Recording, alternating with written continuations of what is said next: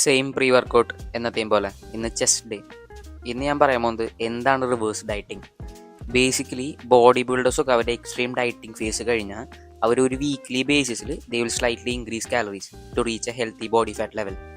ഈ ഒരു ഇൻക്രീസ് എന്ന് പറയുന്നത് ഒരു 100 to 300 വരെ ആവാം ഓൺ എ വീക്ക്ലി ബേസിസ്. ഞാൻ പറഞ്ഞ പോലെ ബേസ്ഡ് ഓൺ എങ്ങനെയാണ് നിങ്ങളുടെ ബോഡി ചേഞ്ച് ആവണമെന്നനുസരിച്ച്. ഇങ്ങനെ ചെയ്യുന്നതിലൂടെ നമ്മൾ നമ്മുടെ ബോഡിക്ക് ഒരു ടൈം കൊടുക്കുകയാണ് ഈ ന്യൂ കാലറി ഇൻടേക്കിന് അഡാപ്റ്റ് ചെയ്യാൻ വേണ്ടി. നിങ്ങൾ ഇങ്ങനെ ആലോചിച്ചാൽ മതി, നിങ്ങൾ ബോഡി ഫാറ്റ് ലൂസ് ചെയ്യുമ്പോൾ കാലറീസ് പെട്ടെന്ന് തന്നെ കുറയ്ക്കില്ലല്ലോ, ഒരു വീക്ക്ലി ബേസിസിൽ നിങ്ങൾ കുറയ്ക്കുള്ളൂ. അതുപോലെ തന്നെ ഒരു ഡയറ്റിംഗ് ഫേസ് കഴിഞ്ഞാൽ മെല്ലെ ഇൻക്രീസ് ആക്കുന്നതാവും ഒരു റൈറ്റ് കൈൻഡ് ഓഫ് അപ്രോച്ച്.